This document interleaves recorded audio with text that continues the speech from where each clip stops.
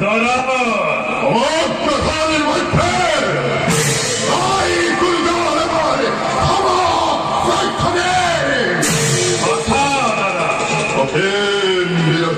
কতবার আমার বিরুদ্ধ আসরে রাজেন্দ্র মন্দিরে দমনে পরিষদে নিপন্ন অদস্য রথন্তর ঘটনবী শেষের মুকুট বলবের মুখে গোয়ারে করিব পরস্ত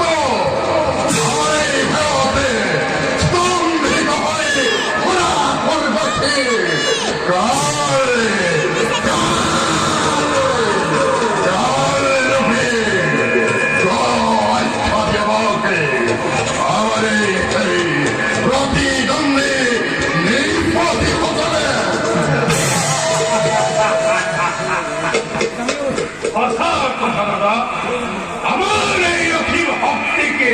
বাধা দিবর করা নাই কুলজন এই জগতে আমার এই দুরন্ত বিরক্তই তীব্র তরঙ্গ শেষে পরিষে আছে এই সমস্ত পৃথিবী জীবন হত্যা অন্ধকারতে নির্মলিত দেওয়ালে আমার কবে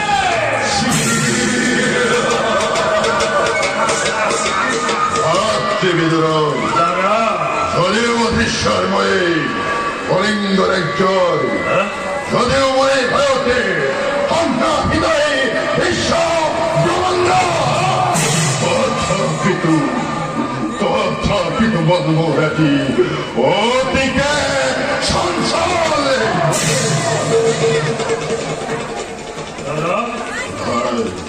অর্থাৎ তুমি এরূপ কেউ পয়সা ধারণ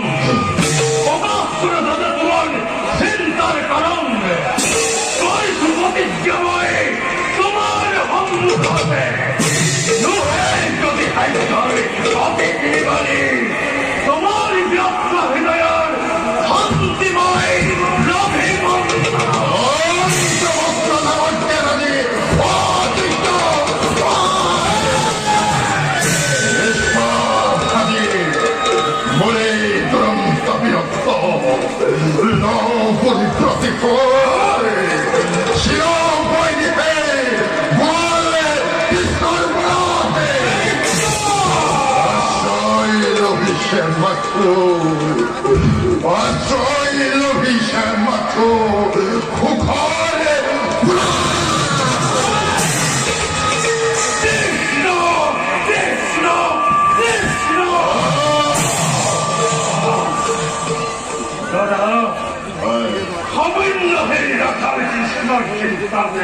উদ্বোধন মুখোমুখি হয়ে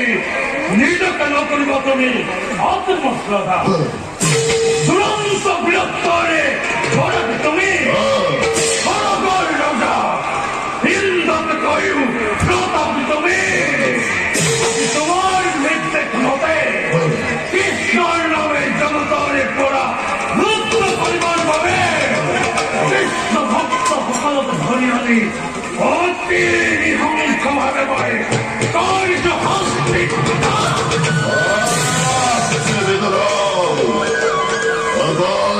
সীমারেই দখলে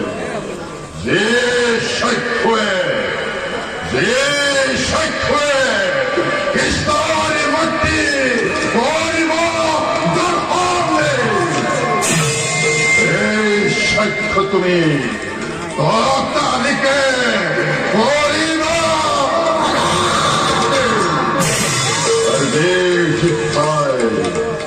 যে শিক্ষায় কৃষ্ণের নামে করিব শরণে যে হাতে কৃষ্ণের মূর্তি করিব ওর সামনে বন্ধনে সেই জিহ্বা সেই হাতে ও খালিয়ারি খেয়ালে টুকরোকে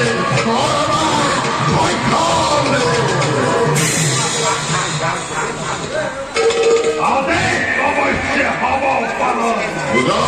জগতে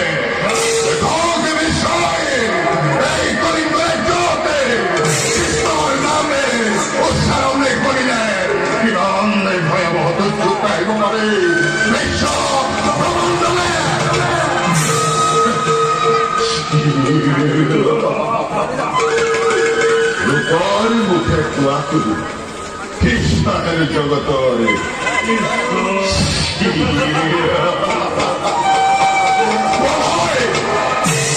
ঈশ্বরে সাধারণ মনুষ্যের মধ্যে পার্থক্য কি? গুরু পার্থক্য নাই দাদা। কৃষ্ণ মতো এটা দুঃসাকে তুচ্ছ ক্ষুদ্র মানবের মতো লাভ করে অল্প হনুমান পৃথিবীর মূর্খ মানবের পরা বিশাল গর্বে গর্বিত হয়ে কার হতে পঞ্চায়েত অহংকার উচ্চতরা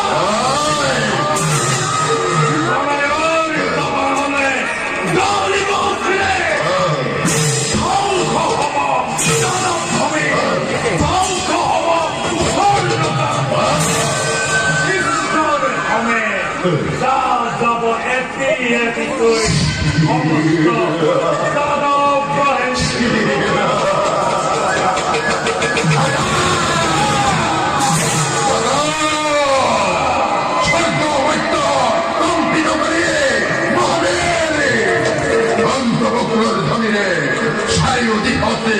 মহাতরঙ্গন সৃষ্টি করে রক্তপাত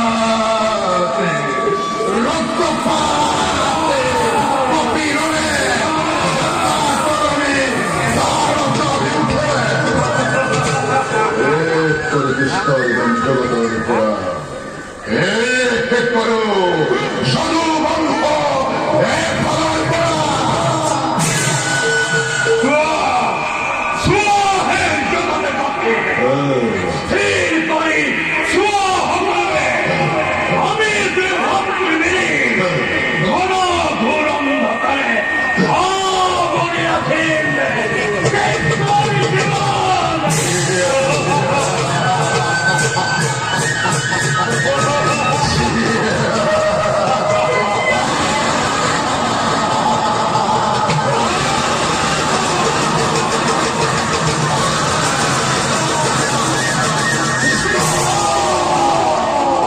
কৃষ্ণ